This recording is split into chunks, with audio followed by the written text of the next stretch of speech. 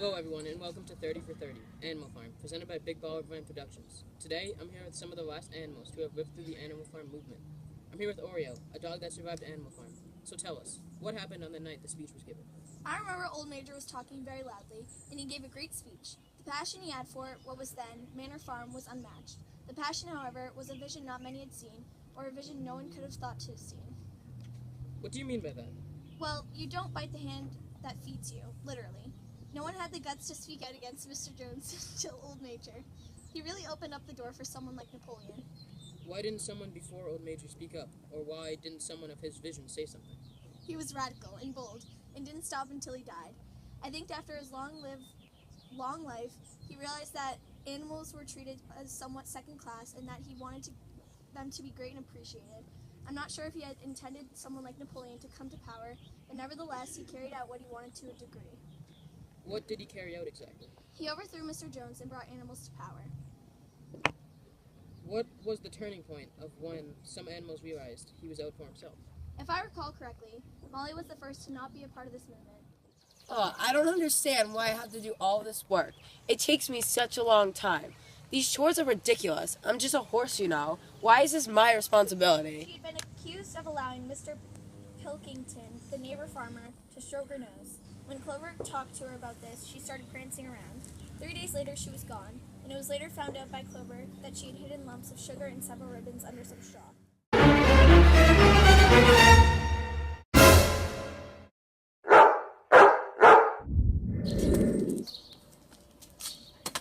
NBA, where amazing happens.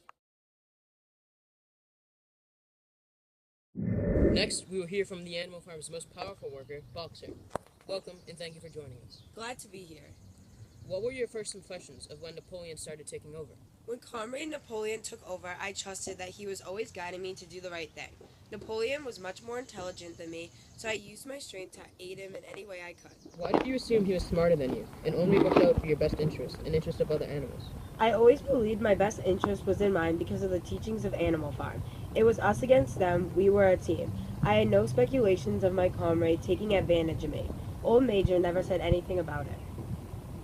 When you were saying phrases such as, Napoleon is always right and I will work harder, did you have any doubt in him? No. I'd like to direct your memory to when you realized Napoleon was against you. Can you tell us when that was? I know what you're talking about, and it's not true.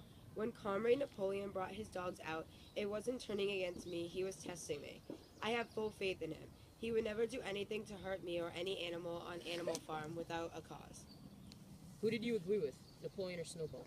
We'll find out after these words. Oxy Magic gets the rough stains out. Available at these fine retailers. At first, I agreed with Comrade Snowball. He seemed more logical. However, Comrade Napoleon persuaded me to side with him. What did you think of when Napoleon had you taken off the farm? It was sad, but I thought he was protecting me from something and protecting Animal Farm.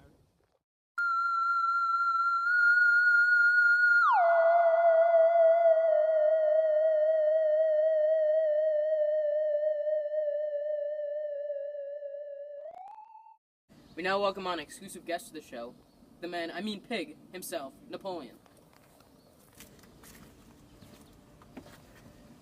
Thank you for having me, comrade.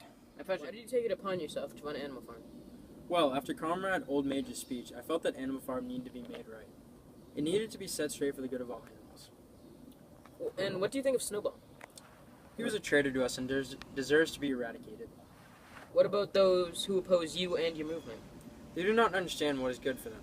We are wiser, stronger, more prepared, and are the greatest movement of all time. What is your vision for Animal Farm in the future? For me to be president, sole supreme leader of the world. We will not stop until we have reached our goal. What is the biggest challenge to you being president of Animal Farm? There is no challenge because I am the greatest president of all time. I have infinite wisdom and everyone should obey and listen to me. What was the hardest part of running Animal Farm? Making sure everyone had the best interests of Animal Farm in mind. There are more traitors out there than you think. Some that would just disobey something someone has worked so hard for because they're ignorant and don't know the full story. And with that, I think we'll finish up the interview.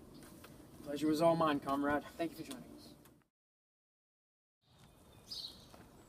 Come on! Is it goers? You could have just went. I know I could. Is it? We will hear from Animal Farm's most powerful. Bro, shut up! You didn't want me in this. You didn't have to have me in this. Okay.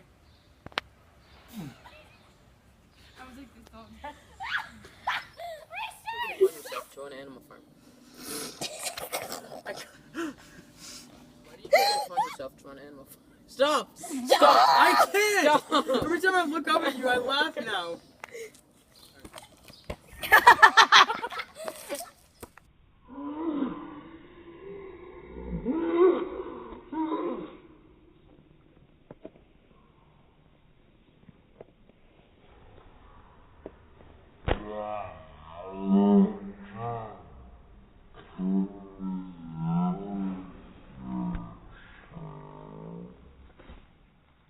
Take it upon yourself to an animal farm.